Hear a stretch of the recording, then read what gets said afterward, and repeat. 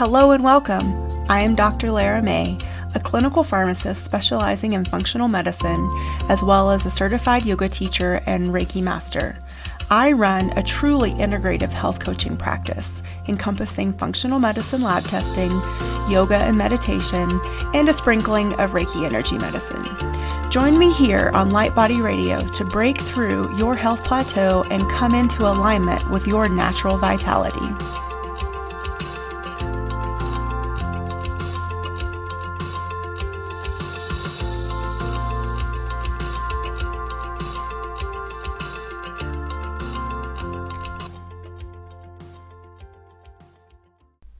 Hello and welcome to the latest episode of Light Body Radio. I am your host, Dr. Lara May, and I would like to welcome you to this next episode of 2020. And we started off this year talking about flow and what it means to us and how we can implement it and infuse it into our lives in all the different ways. I hope you really enjoyed that. And so in this episode, I want to continue that theme, but we're going to talk about flow with our food. So how can we integrate flow with our food and what we eat? So one aspect of life where we can create more flow is how and what we eat. So how do we think about food? How do we think about eating? Maybe we don't even think about it. If that's the case, that's okay. But now, today, I'm going to encourage you to actually start to think about, how do you eat? Are you a frantic eater? Are you a rushed eater? Are you a wolf eater, meaning you just wolf it all down as fast as possible? Are you a cool, calm, and collected eater? Are you a distracted eater, which I think most of us are. If you're not a distracted eater in this day and age, then you deserve a trophy, because that is something that I constantly struggle with. But so how do you think about eating? How do you think about food and what you put into your body? And how can we create a more calm, smooth, and flowing approach? So for me, the answer is simplification.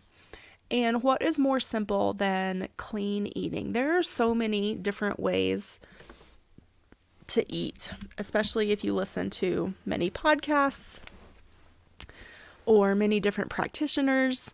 You know, sometimes it might even be overwhelming as all the ways that the different practitioners are telling you to eat. Go dairy-free, go vegan, go vegetarian, don't eat processed meat, all of these things. And, a lot of them come with elements of good advice. But if you want something that's just super simple, start with clean eating. So, and maybe you are considering moving into a clean eating lifestyle, but can't find the motivation or don't know where to start. So it seems like clean eating is an entire lifestyle shift, and one that requires proper planning and proper intention and initiation. And this may be putting it off for you until you get a few days off from work, or when you feel like, oh, well, once I get this big project over, I'm less stressed, then I will do this.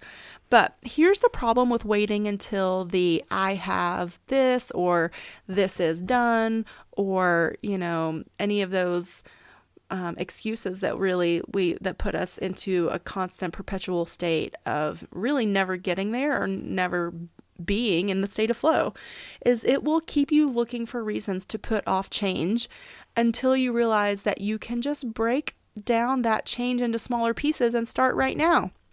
Start integrating it right now, slowly, step by step, into your life. Nothing has to change all at once. Very few changes that are made all at once ever remain consistent or successful. So I want you to think about that as we're still in this new year kind of period where people are talking about, integrating more of movement this year, which I definitely, want you to think about. But is it going to be more successful if you can go for a walk every day for, 10 to 30 minutes? Or is it going to be more successful for you if you try to make yourself get to the gym for an hour, 7 days a week, blah, blah, blah? No, you're probably going to hurt yourself. You're going to burn out. You're not going to continue it. So think about whatever you're going to do. And today we're talking about foods, and we're talking about transitioning into a clean eating lifestyle, which is so simple and can be done in so many ways that can be customized to you and your needs.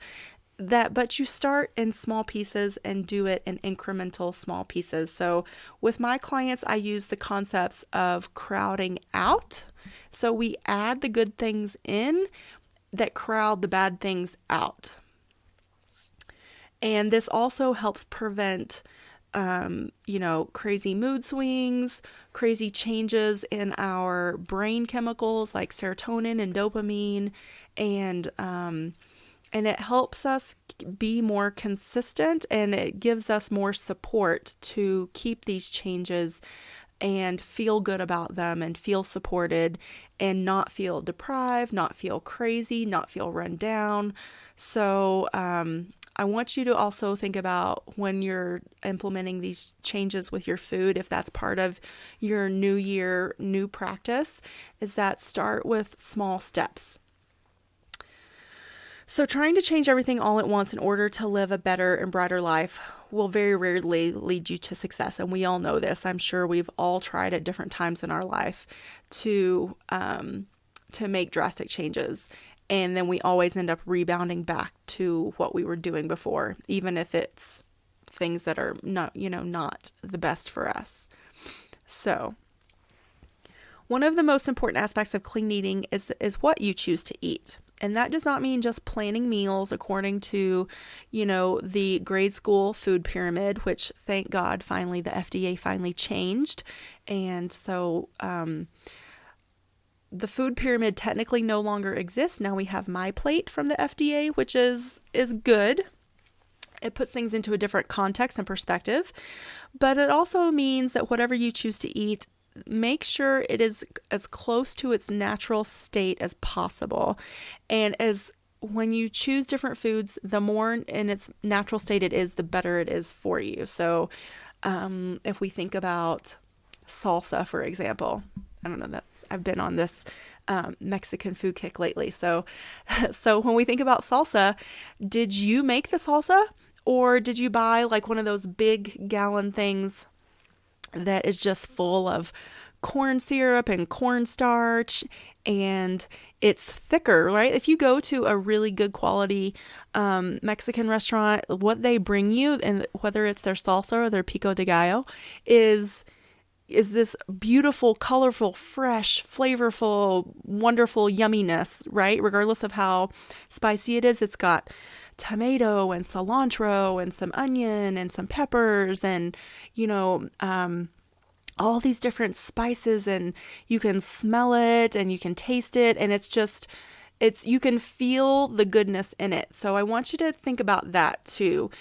Whether you're about to buy something or as you're making something, stop and appreciate. Just take the time to, take a big deep breath in and smell that fresh cilantro, or smell, maybe not so much if you're chopping onions, but whatever herbs that you're chopping, just take a moment to appreciate the texture of them, how they come in their natural form, how green they are, or maybe, the different colors that they might be variegated with.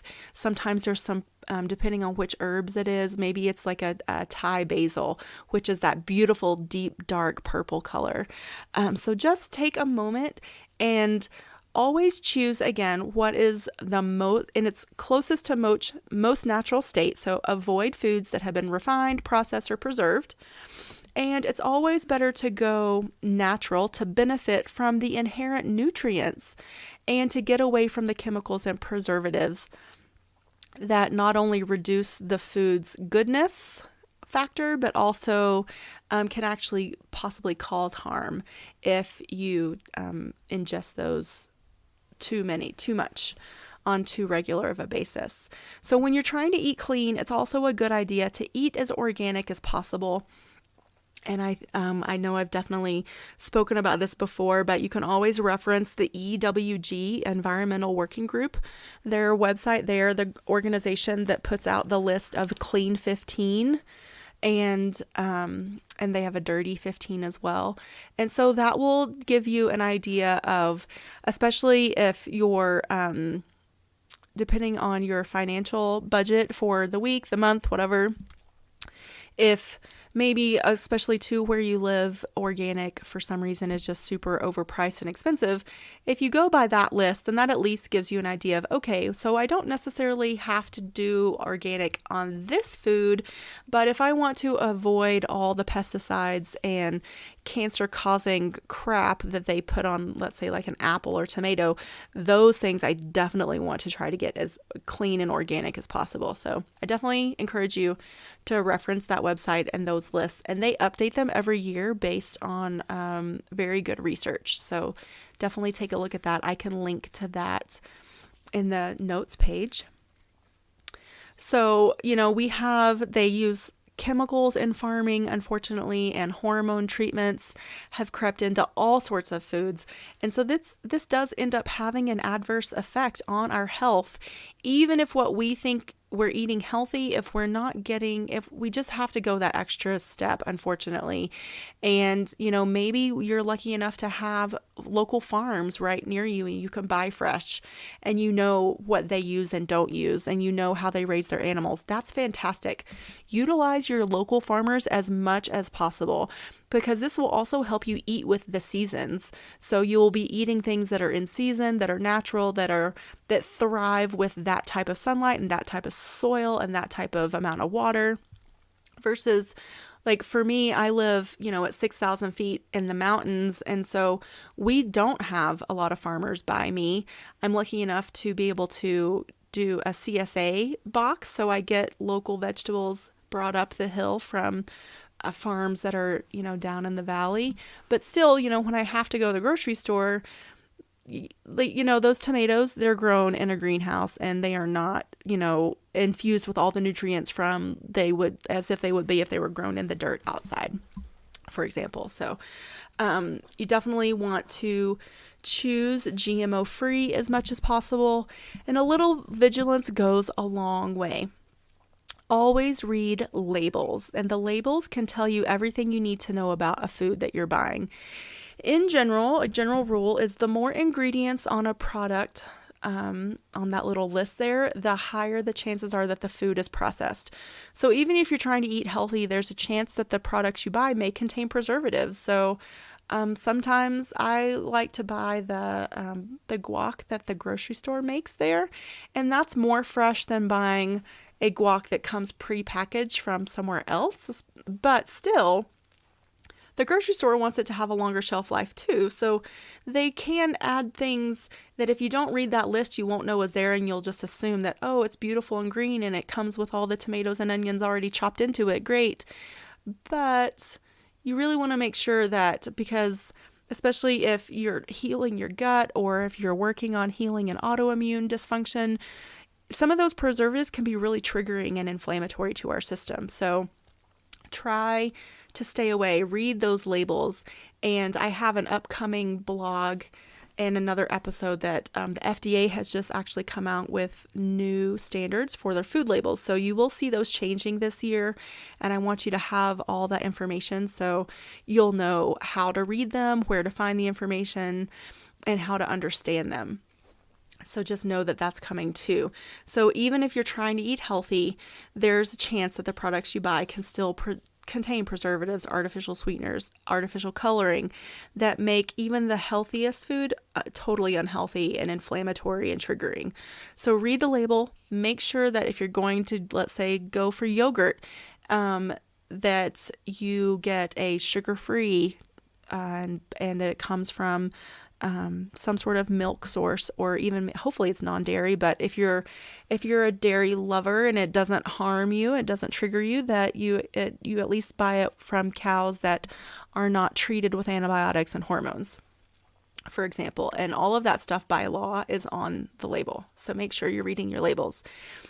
Another simple trick to eating clean is to remember that eating clean means also equals eating green. So we want to try our best to incorporate leafy greens into whatever you are preparing for to get the most amount of natural calcium, natural magnesium, and iron, in addition to the vitamins A, C, and E. Greens can also increase our fiber intake, which helps with our motility, so it helps with our GI health. And it also boosts our metabolism and assists in our easing and optimizing our digestion by filling you up with the least number of calories, which is one of the things that, all of us are probably trying to just, get a little slimmer, or, make sure we're keeping those extra layers of fat at bay. So greens are a great way to increase so many nutrients and so much fiber, but not put on the extra pounds, which is always nice. Leafy greens help you to be healthy in just one color, green, and this is an easy place to start. So with a myriad of smoothies and salad recipes out there today, leafy greens can always find a way into your diet. So far we have talked about what you can add to your clean diet. Now let's talk about the omissions. So one of the simplest things you can omit for maximum effect is added and artificial sugar. And again, this can have such a huge impact on your overall health. When you take away artificial and even extra added natural sugars, you will notice your changes in your brain function, changes obviously in your blood sugar regulation. But this can also change, maybe it will help lessen your brain fog. It will change how your palate tastes other flavors. So definitely getting away from artificial sugars and extra added, even natural sugars. Sometimes, like if we go to the cold case in the grocery store and we see, all these beautiful juices, but take a look at those labels. They are loaded with sugar. So that's just a shot to your liver. It's a shot to your pancreas. And eventually, if you did that every day, you would start to develop prediabetes, if not full blown. So you have to really be diligent about the amount of sugar that you're ingesting, even when you're eating a clean diet. So start reading those labels that contain artificial sweeteners and added sugars. Just start there. Then you can drop the soda and say no to the candy, and you'll be on your way to eating clean. You will watch your energy levels stabilize. You won't feel the swings. You won't feel the highs and lows. You'll just feel nice and even. And it's amazing what having a nice, even blood sugar regulation, just like cortisol, can have on your mental well-being and your physical well-being. So clean eating does not have to be difficult or intimidating. Again, I want you to start small, implement easy, gradual changes into your regular eating habits, and eventually you will be able to totally transition into a clean eating lifestyle. So eventually you will crowd out the bad stuff and you will have so much good stuff that you just won't have room. And again, the crowding out method is a great way to implement change and not shock your system or slingshot you back into the old habits. So I would love to hear what you are planning on changing, what you're planning on implementing, how you're planning on going about it. If you have any questions or suggestions, I am always open, willing, and excited to have those discussions. And I hope you enjoyed today's episode, and I will catch you on the flip side.